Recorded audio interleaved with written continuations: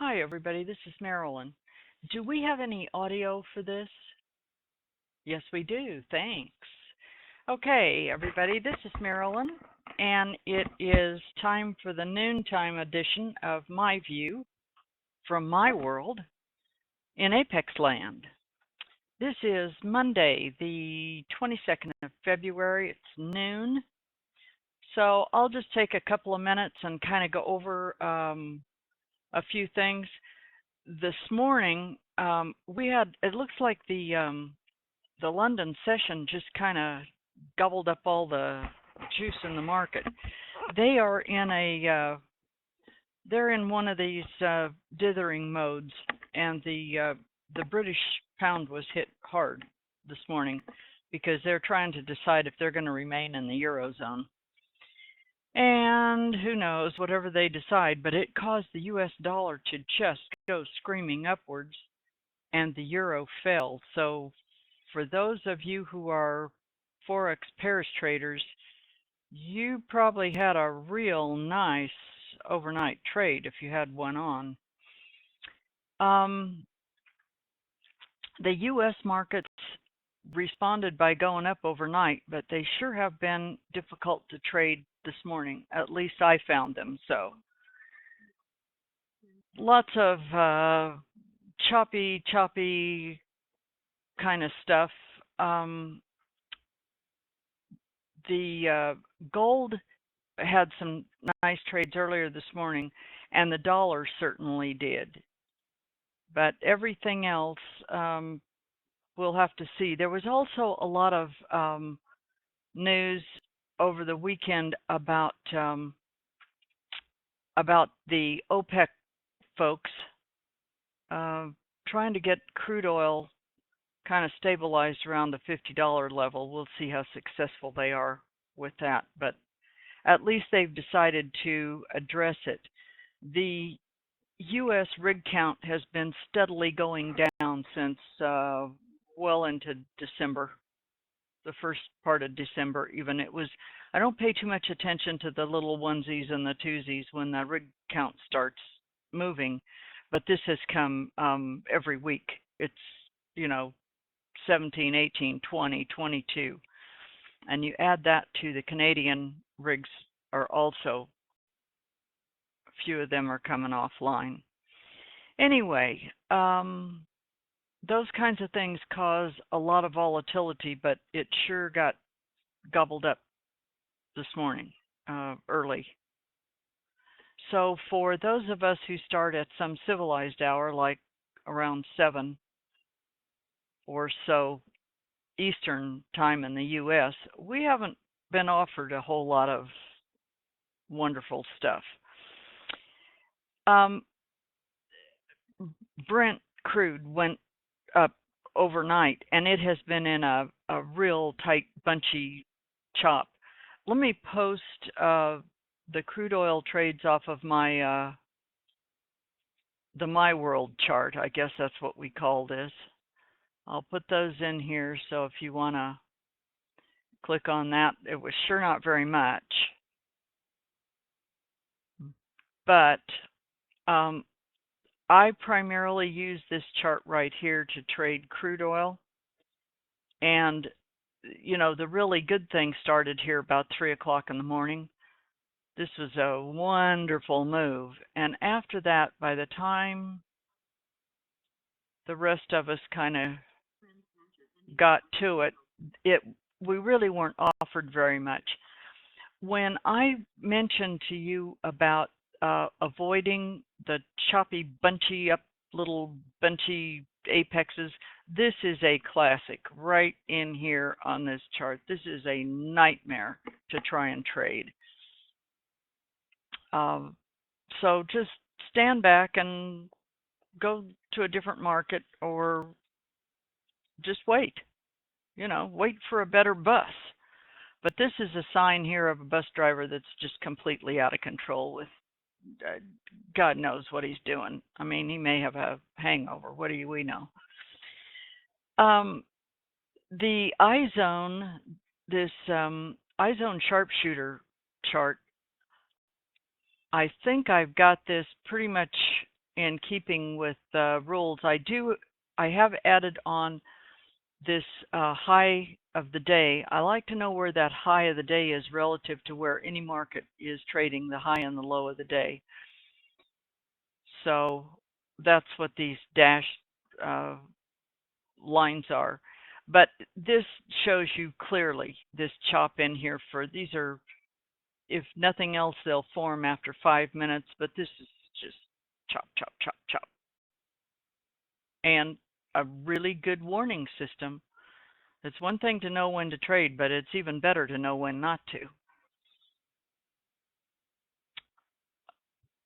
One of the things I wanted to remind everybody that this next Saturday, upcoming Saturday, is the last day you must have your NinjaTrader on the new update that Ninja has done.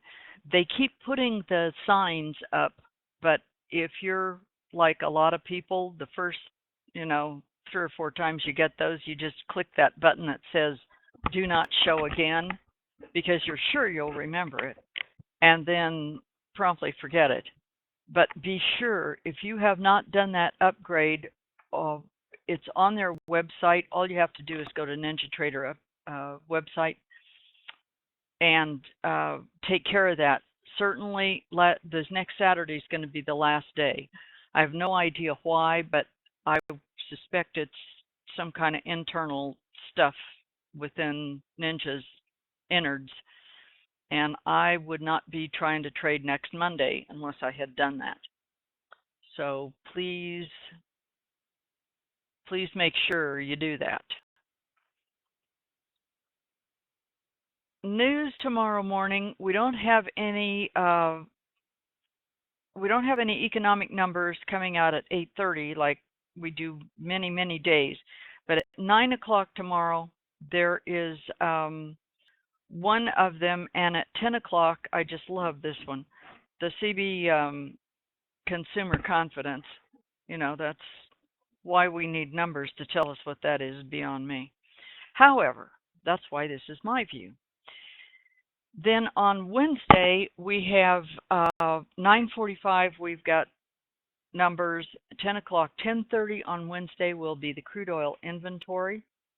And then Thursday and Friday in particular, be very careful about entering trades right at the 8:30 time. And if you are in a trade that you're monitoring, I'd be real careful with those stops, because when multiple news numbers come out like that, they can often bite you. So if you've been bitten before, sometimes that's what it takes to get that firmly in your mind that you do not want to trade in the early morning unless you are fully aware of what time at least the economic numbers are scheduled. We can't control sudden whatever happens in the breaking news around the world, but those economic numbers, at least we know when they're hitting. I think we have some people in here who trade the Nadex, and there has been some interest, I think, in soybeans. And beans this morning should have given you some nice trades, both directions. First it went down, and then it went up, and then it waterfalled down. So it's the volatility that gives us the nice trades, and this business of having no volatility is not nearly so nice. So hopefully tomorrow we'll get better bus drivers and get some nice trending going on. So that's about all I see. We've got the VIX, another interesting point. The VIX is trading down below 20. This is the first time in several sessions. It's trading 1907 right now. So that's an indication that some of the fear may be coming out of the market. If that continues down to around 15, then we'll we may see a rally, but you just have to wait to see what's going to happen. Don't get in your head what's going to happen, because the human nature in all of us is to set about trying to make ourselves right. And that's not going to work out well in trading. Trade what you see, trade what your apex indicators are telling you, and don't worry about the rest of it. The indicators do a really, really good job of leading us to the trades. So I'm being asked, what are the short yellow lines on my world chart up here? Those are the trend catcher confirm lines, the entry lines. You cannot take every one of these, Jeff. You have to use these with some judgment. You have to use some common sense, because they will get triggered to the downside and then promptly reverse out of there.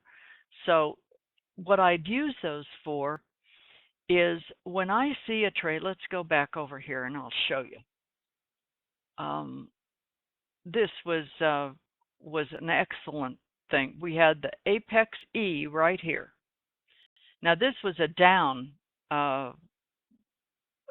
trend catcher right here, because this bar hung up over the deviation level and a magnet, which we fully expect it to do. That's typical. But when you see this E form right here, and you've got this green MVP arrow right here, just right with it, and then you have an entry. I mean, there should be a valid entry here. So what I do is, because I monitor 4 markets at the same time, and on crude oil, what I do is it gives me the ability to glance over here and say, oh yes, I have an entry, so where do I want to enter? Well, the trend catcher told me right here, right at about 33.20-ish. If you can get a fill right here at 33.20 and take this up to the top of the range channel, there is a magnet sitting right there. Nice trade, 30 ticks. Thank you. We're done. So I like those things to give me an entry level, but it's only after I've already made a decision that I want to enter. Okay, fine. So if you want to enter a trade, where do you enter? And that's all I use them for. But I really like them. They are extremely helpful. But you can't get into just taking every single one you see without any, like right here, we've got a red E. Now this is the first one. So what do we know about the first one? We don't have a confirmed trend change right here. If you're using the apex, it's the second E.